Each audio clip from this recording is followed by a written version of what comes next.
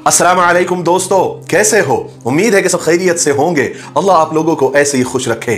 सरकार दो आलम सल्लल्लाहु अलैहि वसल्लम की पूरी जिंदगी पर बनने वाली वीडियो सीरीज जिसका नाम मोहम्मद सब के लिए है सल्लल्लाहु अलैहि वसल्लम, ये उसका 44। अस्सलाम वालेकुम वरहमतुल्लाहि वबरकातुहू। उम्मीद है आप लोग सब खैरियत से होंगे। मैं भी अल्हम्दुलिल्लाह अल्लाह का लाख लाख शुक्र एहसान खैरियत से। आज इंशाअल्लाह जिस वीडियो पर रिएक्शन देने आ रहे हैं, मिफ्ताही इनके चैनल का नाम है। इनके चैनल का लिंक मैं डिस्क्रिप्शन बॉक्स में दे दूँगा। आप लोगों ने जो सब्सक्राइब करिएगा और मेरी वीडियो अंत तक देखिएगा। दोस्तों, ये जो सीरीज़ हम चला रहे हैं, हमारे प्यारे आका नई पाक सल्लल्लाहु अलैहि वसल्लम की पूरी ज़िंदगी बनने वाली वीडियो सीरीज़ का ये 44वां भाग आज इंशाअल्लाह हम लोग देखेंगे, सुनेंगे, समझेंगे। और आप सबसे गुजारिश है कि इसको बहुत गौर से सुनें, क्योंकि ये हमारे प्यारे आका नई पाक सल्लल्लाहु अलैहि वसल्लम की पूरी ज़िंदगी बनने वाली वीडियो सीरीज़ है। और इसको अपनी ज़िंदगी में उतार लें कि हमारे आका ने किस तरह तकलीफ़ें उठाई, कितनी परेशानी उठाई, सिर्फ़ और सिर्फ अपनी उम्मत के लिए, और इस्लाम हम तक पहुंच जाए। और जितने भी हज़रात ने इस सीरीज़ को ना देखा हो शुरू से, तो मेरे चैनल में जाके शुरू से पहले पार्ट से, और मैं हर रोज़ एक पार्ट अपलोड करता हूँ, तो पूरा शुरू से अंत तक देख लें। तो चलिए आइए, बिना देरी के हम लोग वीडियो स्टार्ट करते हैं, फिर उसके बाद बात करते हैं। और जितना हो सके इसको शेयर भी करिएगा। तो वीडियो पहले स्टार्ट करते हैं, फिर बात करते हैं। अस्सलाम वालेकुम दोस्तों, कैसे हो? उम्मीद है कि सब खैरियत से होंगे। अल्लाह आप लोगों को ऐसे ही खुश रखे। सरकार दो आलम सल्लल्लाहु अलैहि वसल्लम की पूरी जिंदगी पर बनने वाली वीडियो सीरीज जिसका नाम मोहम्मद सब के लिए है सल्लल्लाहु अलैहि वसल्लम, ये उसका 44। चलिए अब आगे सुनते हैं। जैसा कि हमने आपको पहले ही बता दिया था कि मस्जिद नबवी कहां तामीर हुई, आपको तो पता होगा, याद भी होगा। जब आप सल्लल्लाहु अलैहि वसल्लम हिजरत करके मदीना आए और आपकी ऊँटनी जहां जाकर बैठी थी, वहां पर मस्जिद नबवी तामीर की गई। वो जगह दो यतीम बच्चों की थी जो अपने चचा की तरबियत में थे, यानी चचा उनको संभालते थे। आप सल्लल्लाहु अलैहि वसल्लम ने हजरत अबू बकर सिद्दीक रज़ियल्लाहु अन्हु से कहकर उस जमीन को 10 दीनार में खरीदा। उस जगह पर पहले खजूर के दरख्त थे, मुशरिकों की कुछ कब्रें भी थी। आपने फौरन उन दरख्तों को काटने का हुक्म दिया और कब्रों को हमवार यानी बराबर करने का हुक्म दिया, और जल्दी से कुछ कच्ची ईंटें बनाने का भी हुक्म दिया। और फिर फौरन आप सल्लल्लाहु अलैहि वसल्लम मस्जिद नबवी को बनाने में लग गए। साथ में अंसार और मुहाजिर सहाबा भी शामिल थे। सहाबा के साथ आप सल्लल्लाहु अलैहि वसल्लम भी खुद ईंटें उठाकर लाते थे। उस मस्जिद की सादगी बेमिसाल थी। कुछ कच्ची ईंटों की दीवारें थी, खजूर के तनों के सुतून यानी पिलर थे, खजूर के शाखों और पत्तों की ही छत थी। जब भी बारिश आती थी तो पानी अंदर आ जाता था। बाद में गारे से छत को लीप दिया गया। तकरीबन 3 हाथ गहरी बुनियाद थी, यानी फाउंडेशन था। 100 गज लंबी और 100 गज चौड़ी थी। चूंकि पहला किबला बैतुल मुकद्दस था, इसलिए दीवार किबला बैतुल मुकद्दस के जानिब रखा गया। मस्जिद के 3 दरवाजे बनाए गए। एक दरवाजा उस तरफ रखा गया जिस तरफ किबले की दीवार थी, और दूसरा दरवाजा मगरिब के जानिब यानी बिल्कुल अपोजिट साइड में रखा गया, जिसको बाबुर रहमत कहते हैं। और तीसरा दरवाजा जिससे आप सल्लल्लाहु अलैहि वसल्लम आया और जाया करते थे, जिसे बाबे जिब्राइल कहा जाता है। जब आप सल्लल्लाहु अलैहि वसल्लम मस्जिद की तामीर से फारिग हुए, तो आप सल्लल्लाहु अलैहि वसल्लम ने अपनी अज़वाज मुतहरात यानी अपनी बीवियों के लिए हुजरे यानी घर बनाए। एक हुजरा अम्मा जान हजरत सौदा बिनते ज़मा के लिए, और दूसरा हुजरा अम्मा जान हजरत आयशा रज़ी अल्लाह तआला अन्हा के लिए। बाकी हुजरे जरूरत के एतबार से बनाए गए। मस्जिद को लगकर ही हारिसा बिन नौमान अंसारी के कुछ मकानात थे। जब भी आप सल्लल्लाहु अलैहि वसल्लम को जरूरत पड़ती थी, हजरत हारिसा आपको वो नजर कर देते थे, यानी हदिया कर देते थे। हुजरे क्या थे? गरीबी, मुफलिसी, ज़ुहद और क़िनात की तस्वीरें थी। अक्सर हुजरे खजूर की शाखों और कुछ कच्ची ईंटों के थे। दरवाजे पर हमेशा कंबल और टाट के पर्दे लटके हुए रहते थे। जब आप सल्लल्लाहु अलैहि वसल्लम अपने हुजरे में खड़े होते थे तो सर छत को लगता था, और जब सोते थे तो पैर दूसरी दीवार को लग जाते थे। अक्सर उन हुजरों में चिराग भी नहीं जला करते थे। और किसी ने क्या ही अच्छी और खूबसूरत बात कही है कि जहां सरकार दो आलम सल्लल्लाहु अलैहि वसल्लम जैसी शख्सियत हो, आप जैसे हिदायत का चिराग हो, वहां तेल के चिरागों की आखिर जरूरत भी क्या थी। मदीना में मुसलमानों के मुनाफिक दुश्मनों का इमाम तो अब्दुल्ला बिन उबई था, और मुशरिक दुश्मनों का इमाम अबू आमिर औसी था।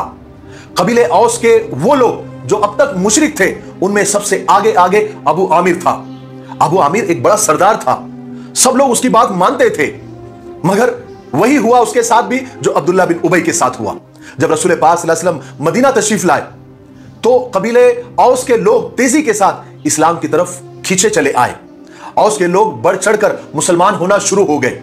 अबू आमिर यह देखकर जल उठा, मगर वो बेबस था, इसलिए कि खुद उसी के कबीले के बेशुमार लोग मुसलमान हो चुके थे, ईमान ला चुके थे।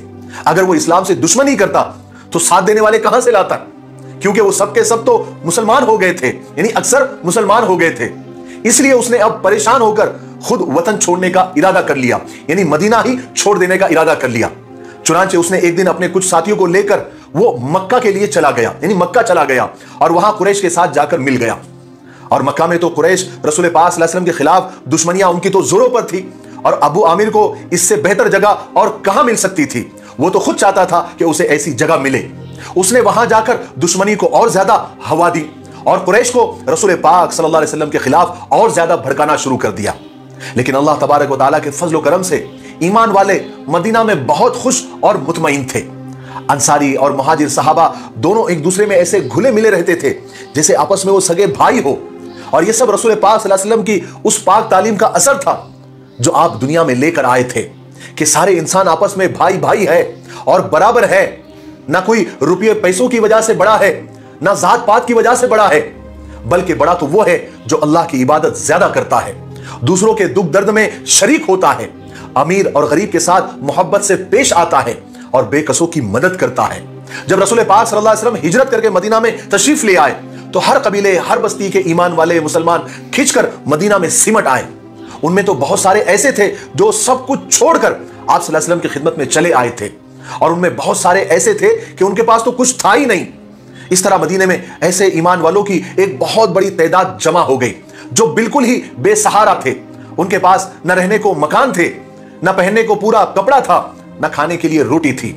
फिर मदीना के ही ऐसे बहुत सारे दरवेश मुसलमान भी उसी जमात में आ मिले। जब मस्जिद नबवी की तामीर मुकम्मल हो गई तो उसके बिल्कुल करीब एक चबूतरा था। चबूतरा आज भी है जिसे सुफ़ा कहा जाता है। सब गरीब और दरवेश मुसलमान और ईमान वाले उस चबूतरे पर रहा करते थे। तो इस जमात का नाम असहाबे सुफ़ा पड़ गया। मुसलमान उनको इस्लाम का मेहमान कहा करते थे, उनकी पूरी खबरगिरी किया करते थे, और उनकी दरवेशी का, उनकी गरीबी का, उनकी मुफलिसी का यह हाल था कि बहुत सौ के बदन पर तो ढांपने के लिए सिर्फ एक कपड़ा ही था, यानी जिससे वो बदन ढांपते थे या पहनते थे तो सिर्फ घुटनों तक पहुंचती थी। शुरू में रसूल पाक सल्लल्लाहु अलैहि वसल्लम उन्हें रोजाना खजूरें इनायत फरमाया करते थे, यानी खजूरें दिया करते थे। फिर आप सल्लल्लाहु अलैहि वसल्लम ने रोजाना अलग अलग सहाबा के साथ उनको घरों पर खाना खाने के लिए भेजा करते थे। आवाज लगाया करते थे कि कोई है इनको आज घर पे खाना खाने के लिए लेकर जाएगा। फिर सहाबा अपने अपनी हैसियत के मुताबिक हाथ उठाते थे। कोई 2 लोगों को ले जाता था, कोई 4 लोगों को ले जाता था, कोई 10 लोगों को ले जाता था। इसी तरीके से आप सल्लल्लाहु अलैहि वसल्लम उनको तालीम भी दिया करते थे और वो दुनिया का सबसे पहला मदरसा था।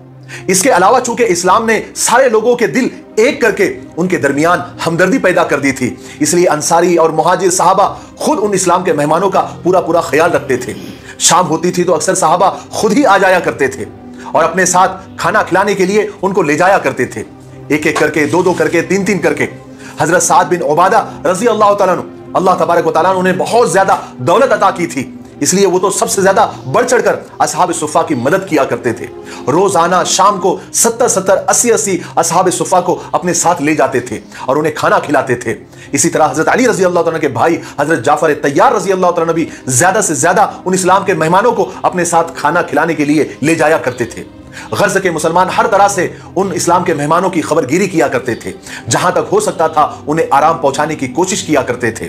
इसी तरह आप सल्लल्लाहु अलैहि वसल्लम की मुबारक सोहबत और आप सल्लल्लाहु अलैहि वसल्लम की पाक तालीम ने आप सल्लल्लाहु अलैहि वसल्लम के सहाबा को कुंदन बना दिया था। बहरहाल रसूल पाक सल्लल्लाहु अलैहि वसल्लम जब तक मक्का में रहे उस जमाने में आप सल्लल्लाहु अलैहि वसल्लम बैतुल मुकद्दस की तरफ रुख करके नमाज पढ़ते थे। फिर जब आप मदीना मुनव्वरा तशरीफ ले आए तो यहां भी कम से कम 1.5 बरस तक, यानी 1.5 साल तक आप बैतुल मुकद्दस की तरफ, यानी मस्जिद अक्सा की तरफ ही मुंह करके नमाज पढ़ते थे। यानी मुसलमानों का पहला किबला बैतुल मुकद्दस था। जब तक रसूल पाक सल्लल्लाहु अलैहि वसल्लम मक्का में रहे उस वक्त तक आप सल्लल्लाहु अलैहि वसल्लम इस तरह नमाज पढ़ते थे कि रुख तो आपका मस्जिद अक्सा की तरफ ही होता था, मगर बैतुल्लाह शरीफ भी आपके सामने रहता था। उसके बाद आप सल्लल्लाहु अलैहि वसल्लम ने हिजरत फरमाई, मदीने में क़याम फरमाया। यहां तो ये नहीं हो सकता था, यहां तो काबा नहीं था और काबे के सामने आप खड़े भी नहीं हो सकते थे, मगर आपके दिल में यह ख्वाहिश थी कि काश मुसलमानों का किबला और काबा बैतुल्लाह शरीफ मुकर्रर हो जाए। चुनांचे मदीना तशरीफ लाने के बाद आप सल्लल्लाहु अलैहि वसल्लम अक्सर आसमान की तरफ नजरें उठाकर इस उम्मीद में देखा करते थे कि शायद अल्लाह तबारक व तआला की तरफ से वही आ जाए और हमारा किबला बैतुल मुकद्दस यानी मस्जिद अक्सा से हटकर काबा हो जाए। और अल्लाह तबारक व तआला ने अपने नबी की उस आरज़ू को पूरा फरमाया। मदीना आने के बाद 16 या 17 महीने के बाद अल्लाह तबारक व तआला ने आप पर वही नाजिल फरमाई और अपने नबी की उस ख्वाहिश को पूरा फरमाया। और इस आयत में आप सल्लल्लाहु अलैहि वसल्लम को इस बात की इजाजत दी कि अब आइंदा से आप अपना किबला मस्जिद अक्सा के बजाय बैतुल्लाह शरीफ को बनाएं। जब वो आयत नाजिल हुई जिसमें आपको किबला बदलने का हुक्म दिया गया, आपको इजाजत दी गई, तो आप मस्जिद नबवी के मिंबर पर तशरीफ ले गए और सहाबा के सामने वो आयत तिलावत फरमाई ताकि आइंदा से तमाम मुसलमान नमाजों में अपना मुंह काबे की तरफ रखे। इस ऐलान के बाद आप सल्लल्लाहु अलैहि वसल्लम ने काबे की तरफ रुक करके सबको जोहर की नमाज पढ़ाई। काबा बदल जाने का हुक्म सन 2 हिजरी में नाजिल हुआ। इस वक्त तक अल्लाह तबारक व तआला ने इस उम्मत पर रमजान के रोजे फर्ज नहीं फरमाए थे। यह हुक्म भी इसी साल हुआ। शाबान के महीने के आखिरी दिनों में अल्लाह तबारक व तआला ने रसूल पाक सल्लल्लाहु अलैहि वसल्लम पर वही नाजिल फरमाई, जिसके जरिए तमाम ईमान वालों को और तमाम मुसलमानों को रमजान के रोजे रखने का हुक्म मिला। इससे पहले रसूल पाक सल्लल्लाहु अलैहि वसल्लम सिर्फ यौम आशूरा यानी 10वीं मुहर्रम के रोजे रखा करते थे और यही हुक्म अल्लाह के रसूल सल्लल्लाहु अलैहि वसल्लम ने तमाम मुसलमानों को दे रखा था और सब यौम आशूरा का ही यानी मुहर्रम के 10वें तारीख का ही रोजा रखा करते थे। मगर जब अल्लाह तबारक व तआला ने रमजान के रोजे फर्ज फरमाए तो फिर आप सल्लल्लाहु अलैहि वसल्लम ने सहाबा को इस बात की इजाजत दी थी कि अब वो आशूरे का जो रोजा है जिसका दिल चाहे वो रखे और जिसका दिल चाहे वो इफ्तार कर सकता है। फिर अल्लाह तबारक व तआला ने नमाज ईद और सदक़े फित्र का हुक्म नाजिल फरमाया। उसके बाद फिर वही के जरिए अल्लाह तबारक व तआला ने बकरीद की नमाज और कुर्बानी का हुक्म नाजिल फरमाया। इस वक्त पर ये सब अहकामात इसलिए नाजिल हो रहे थे क्योंकि रसूल पाक सल्लल्लाहु अलैहि वसल्लम को मदीना तशरीफ लाए अब काफी अरसा गुजर गया था और तकरीबन सभी मुहाजिर सहाबा मदीना में आकर बस चुके थे और उनके रहने सहने का और मकानों का इंतजाम भी हो गया था और अंसारी मुसलमानों ने अपने मुहाजिर भाइयों की अपनी हैसियत के मुताबिक उनकी खिदमत भी की थी और हर तरह से उनकी मदद भी की थी। इसलिए आहिस्ता आहिस्ता अल्लाह तबारक व तआला की तरफ से इस्लामी अहकामात नाजिल होते जा रहे थे। अब इबादतों में नमाज, ज़कात और रोजे फर्ज हो चुके थे और इंतजामात में हलाल और हराम के बहुत सारे अहकामात भी आ चुके थे और मुजरिमों की सजाएं भी तय हो चुकी थी। मगर अभी तक नमाज के लिए अजान देने का क्या तरीका हो यह अभी तक शुरू नहीं हुआ था। जब भी नमाज का वक्त हो जाता था तो मुसलमान खुद ही मस्जिद नबवी में जमा हो जाया करते थे और नमाज अदा कर लिया करते थे। रसूल पाक सल्लल्लाहु अलैहि वसल्लम भी अक्सर इस बात पर गौर फरमाते थे कि क्या तरीका हो। पहले आप सल्लल्लाहु अलैहि वसल्लम ने इरादा फरमाया कि इस मकसद के लिए यहूदियों की तरह बौक को बजवा दिया जाए। बौक एक बैंड की तरह होता है जो मुंह से बजाया जाता है, उसकी आवाज बहुत दूर तक पहुंचती है। जब यहूदी उनका नमाज का वक्त आता था तो वही बजाया करते थे। रसूल पाक सल्लल्लाहु अलैहि वसल्लम ने भी बौक बजाने का इरादा किया मगर फिर आप सल्लल्लाहु अलैहि वसल्लम को यह बात पसंद नहीं आई। फिर आप सल्लल्लाहु अलैहि वसल्लम ने इरादा किया कि ईसाइयों की तरह नाखूस का इस्तेमाल किया जाए। इस राय को तमाम ईमान वालों ने पसंद भी कर दिया और फिर यह तय हो गया कि नाखूस तैयार किया जाएगा और नाखूस तैयार करने का काम हजरत उमर फारूक रजी अल्लाह तआला को सौंपा गया। मगर इसी दौरान हजरत अब्दुल्ला बिन ज़ैद रजी अल्लाह तआला ने ख्वाब में देखा कि एक शख्स सब्ज कपड़े पहने हुए कहीं जा रहा है और उसके हाथ में नाखूस है। तो हजरत अब्दुल्ला ने उससे पूछा कि ए भाई, क्या तुम ये नाखूस बेचते हो, मुझे बेचोगे? तो उस आदमी ने जवाब में पूछा कि तुम इसका क्या करोगे? तो इन्होंने जवाब दिया कि हम इसके जरिए नमाज का ऐलान किया करेंगे। उसने कहा कि मैं तुम्हें इससे अच्छा तरीका न बतला दूं? इन्होंने पूछा कि वो क्या है? उसने कहा कि जब भी नमाज का वक्त हो जाए तो तुम ये अल्फाज बुलंद आवाज में कहा करो, अल्लाहु अकबर, अशहदु अल्ला इलाहा इल्लल्लाह, अशहदु अन्ना मुहम्मद रसूलुल्लाह, यानी पूरी अजान पढ़कर सुनाई। हजरत अब्दुल्ला रज़ी अल्लाह तआला अन्हु जल्दी से उठकर हुजूर पाक सल्लल्लाहु अलैहि वसल्लम की खिदमत में हाजिर हुए और अपना ख्वाब सुनाया और वो अल्फाज भी दोहराए जो ख्वाब में उस शख्स ने कहे थे। बस ये बातें चल ही रही थी कि हजरत उमर रज़ी अल्लाह तआला अन्हु भी जल्दी जल्दी वहां पहुंचे और कहा कि मैंने भी यही ख्वाब देखा है और ख्वाब में मुझे भी यही अल्फाज सुनाए गए हैं जो अब्दुल्ला ने ख्वाब में सुने हैं। अल्लाह के रसूल सल्लल्लाहु अलैहि वसल्लम ने फरमाया कि ये ख्वाब सच्चा है, सच्चा ख्वाब है। और हजरत बिलाल रजी अल्लाह तआला को बुलाया। चूंकि हजरत बिलाल रजी अल्लाह तआला की आवाज आप सल्लल्लाहु अलैहि वसल्लम को बेहद पसंद थी, बहुत बुलंद भी थी, बहुत दर्द भरी भी थी और बहुत मीठी भी थी, तो अजान की खिदमत हजरत बिलाल रजी अल्लाह तआला को दे दी गई। और इस तरह अल्लाह तबारक व तआला ने एक सच्चे ख्वाब के जरिए तमाम ईमान वालों को अजान के अल्फाज सिखा दिए, अजान सिखा दी। और ये सबसे बड़ी खिदमत, सबसे बड़े खुशनसीब हजरत बिलाल रजी अल्लाह तआला के जिम्मे आई। मस्जिद नबी को लगकर ही बनी नज्जार की एक औरत का मकान सबसे ऊंचा था। हजरत बिलाल रजी अल्लाह तआला रोजाना उस मकान की छत पर चढ़ जाते थे और अपनी बुलंद आवाज में अजान दिया करते थे। सुभान अल्लाह। तो दोस्तों, ये था हमारा रिएक्शन जो हमने देखा हमारे प्यारे आका नबी पाक सल्लल्लाहु ताला अलैहि वसल्लम की पूरी ज़िंदगी पे बनने वाली वीडियो सीरीज़ का ये हम लोगों ने आज 44वां भाग इंशाल्लाह देख लिया है, समझ लिया है। और मेरी आपसे गुजारिश है, मैंने पहले भी कहा था और मैं हर वीडियो में कहता हूँ कि इस पर बहुत गौर से इसको देखें, सुनें, समझें, क्योंकि यह बहुत अहम सीरीज़ है। हमारे प्यारे आका नबी पाक सल्लल्लाहु अलैहि वसल्लम की पूरी ज़िंदगी बनने वाली वीडियो सीरीज़ है, क्योंकि हमारे आका ने इस दुनिया में जितनी तकलीफ़ें उठाई, जितनी परेशानी उठाई, सिर्फ और सिर्फ अपनी उम्मत के लिए। तो उम्मत के यानी कि हम लोग के इस्लाम जो पहुँचा बड़ी तकलीफ, बड़ी परेशानियों से, बड़े साहबाओं की कुर्बानियों से, बहुत अजियत के बाद, उनको इतनी अजियत देने के बाद तब ये इस्लाम हम तक पहुँचा है। तो हमको चाहिए इस इस्लाम की कदर करें जो हमें मिला है विरासत में, और इस पर सही तरीके से, मुकम्मल तरीके से अमल करने की कोशिश किया करें, ताकि अल्लाह भी राज़ी हो जाए और हमारी दुनिया भी संवर जाए और हमारी आखिरत भी संवर जाए। अब इंशाअल्लाह चाहे तो हम 45वें भाग में आपसे मुलाकात करेंगे। तब तक के इस वीडियो को खूब शेयर करें, ख़ुद भी देखें और सबको दिखाएं और अपने पूरे ग्रुप में शेयर करें। फिर मिलेंगे नेक्स्ट वीडियो में। अस्सलाम वालेकुम वरहमतुल्लाहि व बरकातहू।